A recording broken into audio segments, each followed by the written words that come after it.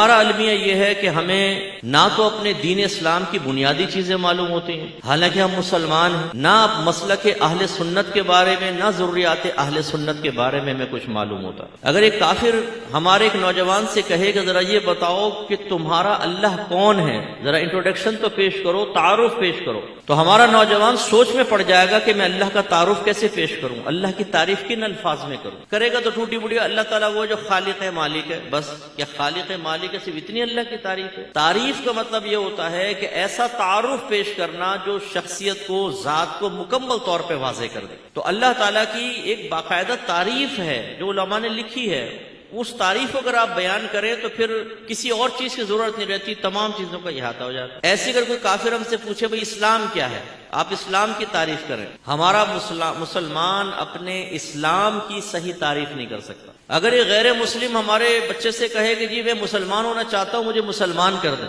ہم میں سے کتنے ایسے بیٹھے ہیں جنہیں مسلمان کرنے کا طریقہ معلوم ہے؟ تو عرض کرنے کا مقصد یہ ہے کہ ہم اچھا چلیں، یہ تو ایک عقائد اسلام سے متعلق ہوئی، ہماری زیادہ جو شغف ہے، ہماری زیادہ دلچسپی ہے وہ عقائد اہل سنت، معمولات اہل سنت کی طرف زیادہ ہو گئی ہے نا۔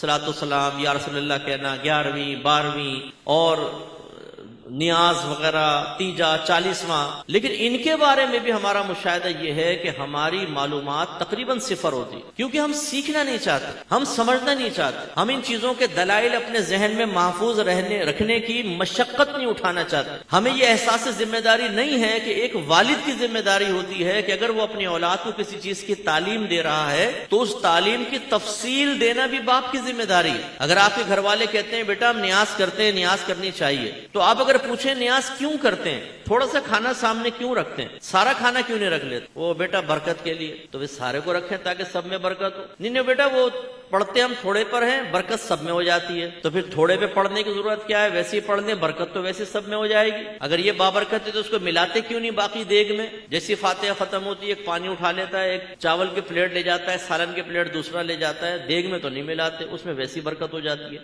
تو کیوں رکھتے ہیں سامنے؟ ہے جواب والد صاحب کے پاس۔ جمعے کی نماز کے بعد اجتماعی طور پر کھڑے ہو کر اردو میں صلاۃ والسلام پڑھ رہے ہیں، بچہ پوچھے کیوں پڑھتے ہیں ابا جان، ذرا جواب دیں۔ یہ جو آدھے سنی چلے جاتے ہیں، بلکہ تقریباً مسجد خالی ہو جاتی ہے، 10 15 20 آدمی کھڑے ہو کے سلام پڑھ رہے ہوتے ہیں، کیا یہ سنی نہیں ہے؟ یہ کیوں ضروری ہے؟ 10 15 20 پڑھ رہے ہیں، باقی سب چلے گئے، ان کی سنت میں شک کریں نہ کریں، اور یہ کس دلیل کی بنا پہ آپ پڑھ رہے ہیں؟ اب باپ کے پاس جواب نہیں ہوگا، صرف اتنا کون ہی مارے گا، ہے بدبخت بد مذہب تو نہیں ہو گیا، کس کے پاس بیٹھنے لگا؟ یعنی یہ ہمارا جواب ہے۔ ہم امام اعظم ابو حنیفہ رضی اللہ تعالیٰ عنہ کے مقلد ہیں، حنفی کہلاتے ہیں۔ اب مقلد کسے کہتے ہیں؟ امام اعظم کی تقلید شخصی کہلاتی ہے، اور ہم کہتے ہیں یہ واجب ہے۔ اس کے دلیل کیا ہے؟ ایک بچہ آپ سے کہے ہم کیوں امام اعظم کی پیروی کریں، ہم کسی اور امام کی پیروی کیوں نہ کریں؟ ہیں ہمارے پاس جواب۔ تو خلاصہ کلام یہ کہ ایسے بہت ساری، اب جیسے یا رسول اللہ، آپ سب ماشاءاللہ تقریباً یا رسول اللہ کے نعرے کے جواز کے قائل ہیں، لیکن کیوں لگاتے ہیں نعرہ؟ غلط سلط مفہومات سیکھے ہوتے ہیں، جی یا رسول اللہ ہم اس لیے کہتے ہیں کہ ہمارے نبی ہر جگہ موجود، کوئی ایسا عقیدہ نہیں، اس وجہ سے تو نہیں کہتے۔ نبی کریم صلی اللہ علیہ وسلم تو اپنی قبر انور میں اسی طرح حیات ہیں جیسے آج سے کم و بیش 1400 سال پہلے آپ حیات، بلکہ اس سے بہترین حیات اللہ نے آپ کو عطا فرمائی ہے۔ ہمارا عقیدہ یہ ہے کہ ہم یہاں سے یا رسول اللہ کہتے ہیں، اور اللہ تعالیٰ اپنی قدرت کاملہ سے ہماری آواز نبی کے کانوں تک پہنچاتا ہے تو نبی کریم سن لیتے ہیں۔ یہ کسی کا عقیدہ نہیں ہے کہ سرکار سامنے ہوتا۔ وہ کسی شاعر نے لکھا مفہوم یہ سرکار کی محفل ہے، اس میں سرکار کا آنا لازم ہے۔ بھائی ہمارا کہاں سے عقیدہ ہو گیا؟ میرے آقا صلی اللہ علیہ وسلم اللہ تعالیٰ کی عطا سے، حکم سے، اذن سے، کرم سے، فضل سے پوری کائنات میں جہاں چاہے تشریف لے جا سکتے ہیں۔ اللہ نے آپ کو قدرت دی، ہمارے پاس دلائل ہیں، لیکن یہ کسی عالم نے آپ کو نہیں کہا ہوگا کہ جب آپ محفل سجائیں گے سرکار کا آنا لازم ہے۔ اس کا مطلب یہ تو ڈیوٹی ہو گئی، 4 آدمی مل کے محفل کریں، سرکار کی ڈیوٹی ہے وہاں پر آنا، یہ تو کسی نے نہیں بیان کیا۔ ایک قاری صاحب میرے پاس آئے، کہنے لگے کہ مفتی صاحب الحمدللہ آج تو میں ایک مناظرہ جیت گیا ہوں۔ میں نے کہا مبارک ہو، آپ کو موضوع کیا تھا؟ کہنے لگا میرا دعویٰ یہ تھا کہ جب ہم محفل کرتے ہیں اس میں سرکار ضرور تشریف لاتے ہیں، اور سامنے والا کہہ رہا تھا نہیں آتے، میں نے ایسے دلائل دیے اسے خاموش کروا دیا۔ میں نے کہا اگر آپ ناراض نہ ہو تو میں ایک بات بولوں؟ کہیں گے کہیں۔ میں نے کہا ہمارا تو یہ عقیدہ نہیں ہے کہ سرکار کا آنا لازم ہے۔ کہیں گے ہے نہیں ہے؟ میں نے کہا نہیں۔ پھر اس کو سمجھایا تو بعد میں کہتا ہے کہ دیکھا نا علماء کی صحبت میں رہے تو آج اصلاح ہو گئی. میں نے کہا سبحان اللہ, مناظرہ پہلے جیت گیا, اصلاح بعد میں ہوئی ہے. یہ ہے ہمارا حال کہ ہمیں اپنے عقائد اہل سنت اور معمولات اہل سنت کی پوری معرفت حاصل نہیں ہوتی. لیکن ہم سے بڑا ٹناٹن سنی کوئی نہیں ہے. مسلک کا دفاع علماء تو کیا کریں گے, یہ نوجوان کرے گا نا. آتا جاتا کچھ بھی نہیں ہے, بولتے میں مسلک کا دفاع کروں. بھائی آپ کو کوئی حقیر ثابت کرنا مقصود نہیں ہے, ثابت یہ کرنا مقصد ہے سیکھیں. آپ کے گھر میں جتنے عقائد ہیں ان کی لسٹ بنائیں, جتنے نظریات ہیں ان کی لسٹ بنائیں, جتنے معمولات ہیں ان کی لسٹ بنائیں. عقیدہ کیا ہوتا ہے؟ عقیدہ ہوتا ہے ایک ایسا پختہ خیال جس کے پیچھے کوئی شرعی دلیل موجود ہوتی ہے. جیسے آپ اس بات کو مانتے ہیں اللہ ایک ہے, مانتے ہیں نا, اب اس کے پیچھے ایک شرعی دلیل ہے, قرآن پاک کی آیات کہتی ہیں اللہ واحد ہے, تو یہ عقیدہ کہلائے گا پختہ. اچھا نظریہ کیا ہوتا ہے؟ جس کے پیچھے کوئی شرعی دلیل نہیں ہوتی, بس وہ خیال پختہ تو ہو جاتا ہے, شرعی دلیل نہیں ہوتی. کالی بلی راستہ کاٹ جائے گی تو مسئلہ ہو جائے گا. بعض ایسے ہوتے ہیں جو کسی کو دیکھ کر کہتے ہیں بھی تیری شکل بڑی منحوس ہے, جب تو سامنے آتا نا کام بگڑ جاتا ہے. معاذ اللہ ایسا نہیں کہنا چاہیے, لیکن وہ کہتے ہیں وہ یہ نظریہ ہے. کیا پیچھے کوئی شرعی دلیل ہے؟ نہیں. بہو گھر میں آتی ہے, کاروبار میں نقصان ہوا, کہتے ہیں بھائی بڑا منحوس قدم لے کر آئیے کمبخت, جب سے گھر میں آئی ہے نقصان ہو رہا. اب ان سے پوچھو کہ آپ نے بہو کو کہا یہ منحوس ہے, میں کہتا ہوں تم سب منحوس ہو, میرا رد کر کے بتاؤ. نہیں کر سکتے نا, کیونکہ اس کے پیچھے کوئی دلیل تو نہیں ہے کہ بہو منحوس ہے. ہو سکتا ہے تمہاری نحوست کام کر گئی, تم نے بہو کو کہہ دیا بہو منحوس ہے. اچھا چلو اگر بہو منحوس ہے, تمہاری برکتیں کہاں چلی گئی؟ اپنی برکتوں سے نحوست کو ختم کرو. یعنی وہ اتنی نحوست ہے کہ ساروں کی برکت ختم ہو گئی, وہ منحوس عورت غالب آ گئی. یہ غلط چیز. یہ کیا ہے؟ نظریات. اور ایک ہوتا ہے صرف خیال, ذہن میں آیا چلا گیا, اس کو خیال کہتے ہیں. اور ایک ہے معمولات, آپ کے گھر میں عمل ہوتا ہے, 11ویں ہوتی ہے, 12ویں ہوتی ہے, تیجا ہے, 40واں ہے, اسی طریقے سے آپ برسی مناتے ہیں. یہ ہیں معمولات ہمارے گھر میں. آپ ان سب کے جو آپ کے گھر میں ہے, اس کی دلیل اپنے سب سے پہلے والدین سے طلب کریں. ناراض مت ہوئیے گا, میں خدا نہ خواستہ کسی کی حقارت بیان نہیں کر رہا ہوں, میں ثابت کرنا چاہتا ہوں, آپ کو یہ شعور دینا چاہتا ہوں کہ ہم نے اصل میں دین سیکھا نہیں ہے, دین ہم پر مسلط کیا گیا ہے. گھر والوں نے ہمیں سمجھایا بیٹا ہمارے بڑے یہ کرتے رہے ہیں, یا تو تم بھی ایسا کرو. یہ کوئی شرعی دلیل نہیں ہوتی. انبیاء علیہم السلام نے تبلیغ دین جب کرنا شروع فرما, جو بھی نبی امت میں کرتا, ان کی امتی یہی کہتے تھے کہ ہم تو اس پر رہیں گے جس پر ہم نے اپنے آباء و اجداد کو پایا. قرآن اٹھا کے پڑھیں, اللہ تعالیٰ نے فرمایا کہ یہ کہتے ہیں ہم اپنے آباء و اجداد کے طریقے پہ چلیں گے چاہے ان کے آباء و اجداد گمراہی کیوں نہ ہو. یعنی یہ کوئی دلیل نہیں ہوتی کہ ہمارے بڑوں نے کیا. اچھا جو آپ کے بڑوں نے کیا وہ غلط ہو, یہ بھی میں نہیں کہہ رہا ہوں, ہو سکتا ہے وہ صحیح ہو, لیکن آپ دلیل تو طلب کریں نا. آپ کے پاس ایک شرعی دلیل ہونی چاہیے. تو میں آپ کی خدمت میں گزارش کر رہا تھا, جتنے آپ کے گھر میں عقائد ہیں جو آپ جانتے ہیں, جتنے معمولات ہیں, جتنے نظریات ہیں, ان کی دلیل اپنے گھر والوں سے طلب کرنا آپ کا شرعی حق ہے. اپنے والدین سے پوچھیں. میں گارنٹی دیتا ہوں آپ کے اکثر والدین کہیں گے بیٹا ہمیں تو نہیں پتا, ہم نے جیسے اپنے بڑوں کو دیکھا ویسے اختیار کر لیا. یہ کوئی شرعی دلیل نہیں ہے. اچھا میں یہ اس لیے نہیں کہہ رہا ہوں کہ آپ اپنے والدین کو معاذ اللہ پہ برا بھلا کہیں جی آپ نے کیا یہ ہمیں سمجھایا. نو, صرف ایک احساس بیدار کرنا مقصود ہے کہ اگر آپ کو بڑوں کی طرف سے دلیل نہیں ملی تو آپ دلیل سیکھیں اور اپنی آنے والی نسلوں کو دلائل کے ساتھ عقائد کے قریب لے کر آئیں. معمولات اہل سنت دلیل کے ساتھ آپ کو معلوم ہونا چاہیے. اگر ایسا نہیں ہوگا, ہر شخص اپنی دلیل بنائے گا, اپنا خیال بنائے گا, اپنا عقیدہ وضع کرے گا اور پبلک میں عام کرے گا, اور اس سے ہی خرابیاں جنم لیتی. جیسے ابھی میں نے آپ کو ایک شاعر کا شعر سنایا, بڑا معروف, نعت پڑھتے رہے, یہ سرکار کی محفل ہے, اس میں سرکار کا آنا لازم ہے. کوئی آنا لازم نہیں. ہاں سرکار چاہیں تو اللہ کی عطا سے آ سکتے ہیں, اور اس میں زمین آسمان کا فرق ہے. آنا لازم ہے اور آ سکتے ہیں, زمین آسمان کا فرق ہے. اس لیے عقیدے کو صحیح طریقے سے سیکھیں. اپنے معمولات اہل سنت کے دلائل آپ کے پاس ہونے چاہیے. تب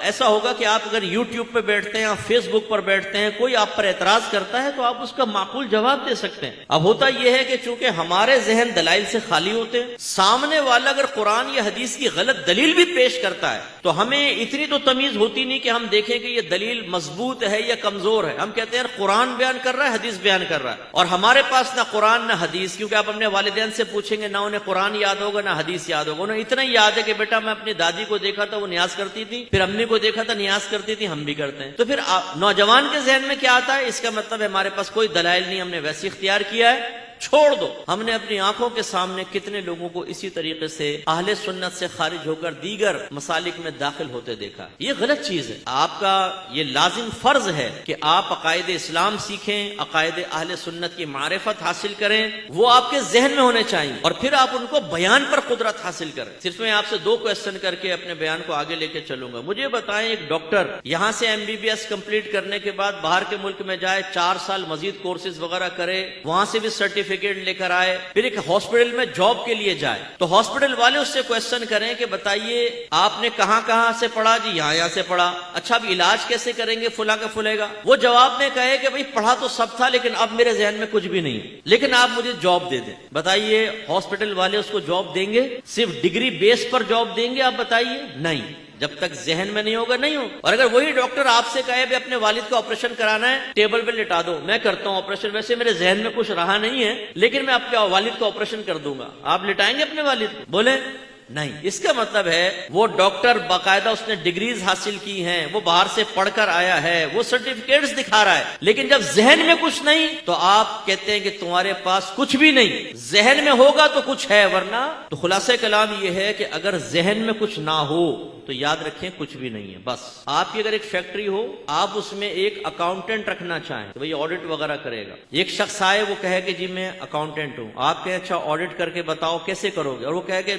پڑھا سب ہے لیکن اب کچھ بھی ذہن میں نہیں, لیکن آپ مجھے جاب دے دیں. کیا آپ اس کو جاب دیں گے؟ بولیے. وہ سرٹیفکیٹ پیش کرے, جاب دیں گے؟ نہیں. اس کا مطلب یہ آپ ذی شعور ہیں. یاد رکھیں جب تک یہاں کچھ نہیں ہوگا سمجھ لیں کچھ بھی نہیں ہے آپ کے پاس. اور میرا مشاہدہ اکثر یہ ہے جو اپنے آپ کو ٹنٹن سنی کہتے ہیں نا, ٹنٹن, یہ واقعی صرف ٹنٹن ہوتے ہیں, بچتے رہتے ہیں, ان کے پاس کچھ بھی نہیں ہوتا. اکثر میرا مشاہدہ یہ چوڑے ہو کے گھوم رہے ہوں گے, ہم ہیں سنیت کے ٹھیکیدار, اور ٹھیکیداروں کے ذہن میں کچھ نہیں ہے. میں آپ سب کو چیلنج کرتا ہوں ایک طالب علم کی حیثیت سے, کوئی تکبر نہیں, غرور نہیں, کوئی بڑا پن نہیں, کوئی عجب و خود پسندی نہیں. آپ میں سے جو یہ سمجھتا ہے کہ میں مسلک اہل سنت کی بہترین معرفت رکھتا ہوں, معمولات اہل سنت کے بہترین دلائل جانتا ہوں, جب اجتماع ختم ہو میرے پاس آئیے گا, میں آپ سے 3 کویسچن کروں گا ضروریات اہل سنت کے بارے میں. اگر آپ جواب دے دیں گے انشاءاللہ آپ کو سینے سے لگاؤں گا, مجھے خوشی ہوگی. لیکن میرا اکثر مشاہدہ یہ ہے کہ ہم اس قابل بھی نہیں ہوتے کہ ہم کسی چیز کا جواب دے سکیں. ہم گھبراتے ہیں, ڈرتے ہیں. اگر میں کہوں نا ابھی کون تو آپ میں پکا سنی ہے, ذرا وہ کھڑا ہو, میں اس سے کچھ کویسچن کرنا چاہوں, بڑے سے بڑا سنی اپنا منہ نیچے کر لے گا اس خوف کی وجہ سے کہ مجھ سے کویسچن ہوگا, میں جواب کیسے دے سکوں گا. تو اچھی طرح یاد رکھیں, جب ذہن میں نہ ہو تو ڈاکٹر بیکار, جب ذہن میں نہ ہو تو اکاؤنٹنٹ بیکار, جب سنی کے ذہن میں دلیل نہ ہو تو یاد رکھیں آپ کا سنی ہونا بیکار.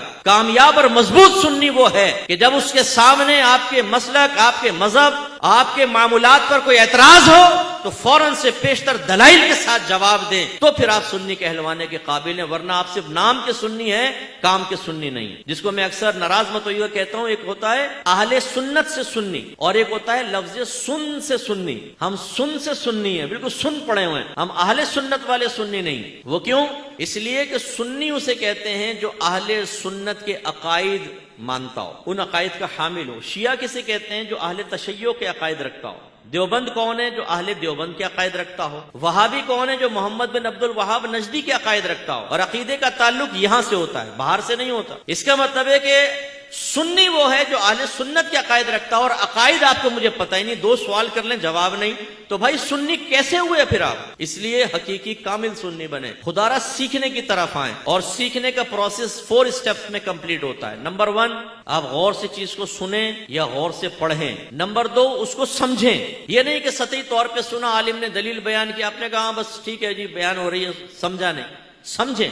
نمبر 3, اسے ذہن میں محفوظ رکھیں, یاد ہونا چاہیے. اور نمبر 4, آپ اس کو بیان پر قدرت حاصل کریں. جب تک یہ 4 اسٹیپس آپ کو حاصل نہ ہو, سمجھ لیجئے کہ آپ نے کچھ بھی نہیں سیکھا. اس لیے میں آپ سب سے گزارش کرتا ہوں, خدا را اپنے مذہب کو سیکھیں, معمولات اہل سنت کے دلائل حاصل کریں, ضروریات اہل سنت کی صحیح معرفت حاصل کریں, اور مضبوط سنی بنے, تو آپ کا ایمان مضبوط رہے گا.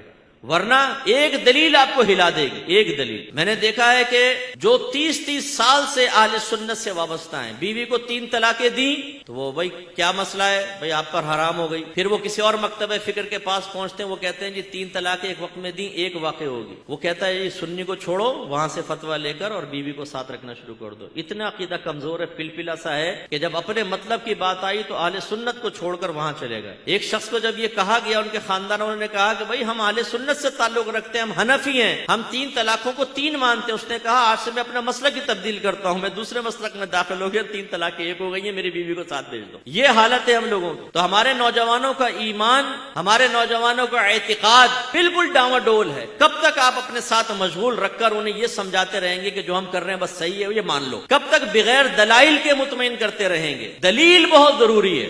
اللہ تعالیٰ نے بارہا قرآن عظیم میں یہود، نصارہ، کفار، مشرکین کے دعوے ذکر کیے، لیکن ساتھ میں پھر بعد میں اللہ تعالیٰ فرماتا ہے قُلْ هَاتُوا بُرْهَانَكُمْ إِن كُنتُمْ صَادِقِينَ، اگر تم سچے ہو تو اس پر دلیل پیش کرو. دعویٰ بغیر دلیل کے قابل قبول نہیں ہے، یہ یاد رکھیں. تو دلیل آپ کو حاصل کرنی پڑے گی.